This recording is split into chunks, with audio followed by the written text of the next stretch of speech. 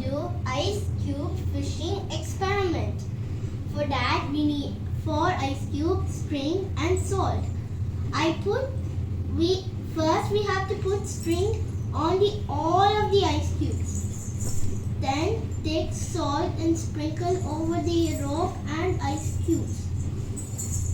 Ice cube molecules are actually hexagon water molecule structure.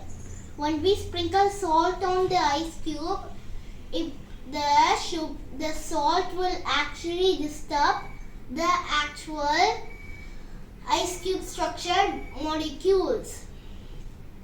And then when the sugar is weak amount, and then the freezing temperature will put the structure back to again. Then when the freezing temperature is back, and it will hold the rope tightly.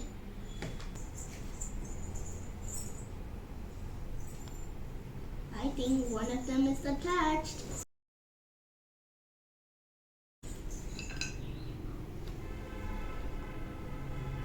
But ice cube fishing is success.